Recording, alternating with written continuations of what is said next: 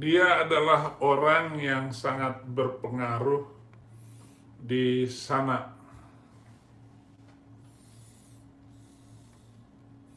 Saya mau berbicara tentang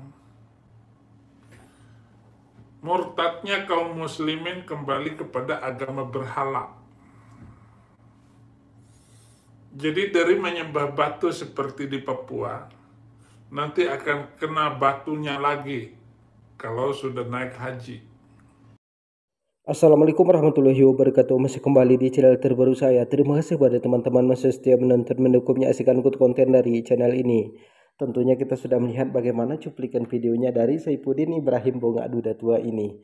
Jadi Udin ini mengatakan ada ustadz yang sangat berpengaruh di Papua, mengislamkan ribuan orang. Jadi Udin ini kalau mendengar nama ustadz ini, dia tertunduk lesu.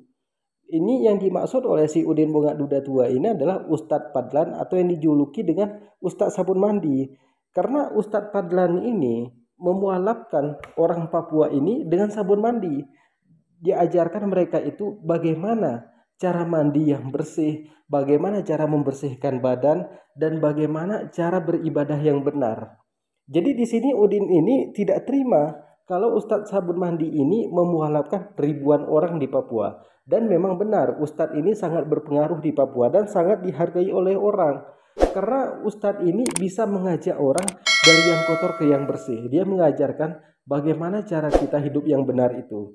Jadi kepada teman-teman di sini kita akan mendengarkan bagaimana ocehan si Udin ini selanjutnya. Jadi kepada teman-teman di sini jangan kemana-mana dulu, silahkan tonton sampai selesai agar kita tidak gagal paham. Tapi sebelum kita lanjutkan, silahkan tekan tombol subscribe-nya, bunyikan tanda loncengnya, dan silahkan dibagikan videonya. Selamat menyaksikan.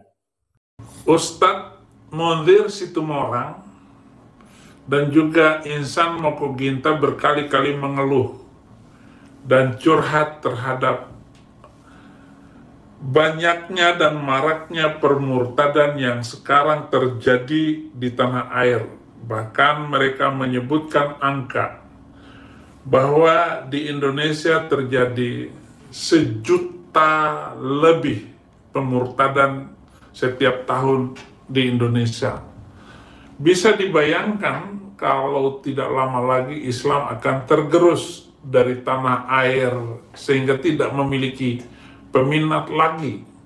Yang tersisa hanya kaum poligamis dan kaum cabul serta tukang ngibul doang, saudara.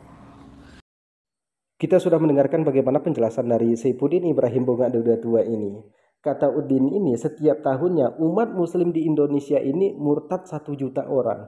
Apakah benar yang dikatakan oleh Saifuddin Ibrahim? Kenapa si Udin ini berbicara nggak pakai data?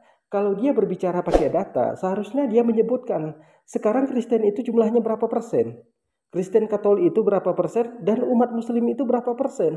Itu kalau berbicara pakai data. Tapi kalau bicara hanya asalan-asalan saja semua orang bisa. Karena nggak ada buktinya, nggak ada faktanya. Hanya asal berbicara saja. Jadi yang perlu teman-teman ketahui di sini, jumlah umat muslim itu di Indonesia ini terbesar di dunia. Jumlah umat muslim di Indonesia ini 86,93%. Ini data 2022. Kemudian Kristen itu hanya 7,47%. Sedangkan Kristen Katolik 3,8%. Lalu berapa data mualaf per bulan atau per tahunnya? Dan berapa data murtad per bulan atau per tahunnya? Data mualaf itu per hari saja, itu kita bisa mendapatkan 7 orang sampai dengan 25 orang. Sedangkan data murtad dalam per 3 bulan itu hanya 5 orang, itu paling tinggi. Dan paling rendahnya 3 orang, bandingkan per hari dengan per 3 bulan. Dari mana si Udin ini mendapatkan data bahwa yang murtad itu 1 juta umat muslim setiap tahunnya? Kalau memang yang murtad itu 1 juta umat muslim setiap tahunnya, kan tidak mungkin gereja dijual. Sekarang di Indonesia, lebih dari 10 gereja itu dijual. Ada yang jadi rumah, kemudian ada yang jadi masjid. Kebanyakan jadi masjid karena jemaatnya udah nggak ada. Jangankan di Indonesia ini, di benua Eropa, orang sudah berpindah agama. Kita lanjutkan. Di zaman pasca Muhammad, mampus sudah langsung terjadi pemurtadan, bahkan tidak membutuhkan waktu yang lama Sesudah Mamat menemui 72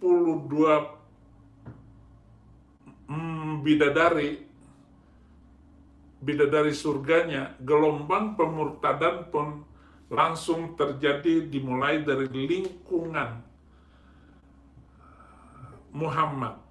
Mamat. Saat wafatnya, banyak umat Islam dari kalangan Arab yang menyatakan keluar dari agama itu dan murtad, meskipun dakwah yang disampaikan Mamat telah berjalan selama 23 tahun. Kalau kita berbicara nggak pakai data, itu sama saja otak kita itu hanya sekedar hiasan. Tapi ketika kita berbicara menggunakan data, itu betul-betul otak kita itu berfungsi. Dan si Udin ini otaknya itu nggak berfungsi, otaknya itu hanya sekedar hiasan. Nah, jadi kepada teman-teman di sini, si Udin ini mengatakan, begitu Nabi Muhammad SAW wafat, banyak orang meninggalkan agama Islam. Ini pembodohan yang diberikan Udin ini kepada pengikutnya, supaya si Udin ini kan mendapatkan donasi. Kalau memang begitu Nabi Muhammad wafat, kemudian orang pindah dari agama Islam ke agama Kristen atau ke agama yang lain, tidak mungkin umat muslim sebanyak yang sekarang ini. Sekarang berapa miliar umat muslim di muka bumi ini? Dan non-muslim mengatakan manusia yang paling berpengaruh sepanjang sejarah itulah Nabi Muhammad SAW. Kalau memang banyak orang meninggalkan agama Islam, otomatis kan masjid yang dijual dijadikan sebagai gereja. Tapi bisa kita perhatikan di benua Eropa saja, banyak itu gereja-gereja itu dijadikan masjid, dijadikan sebagai pasar, dijadikan sebagai bioskop. Kan itu banyak dijual gereja-gereja itu.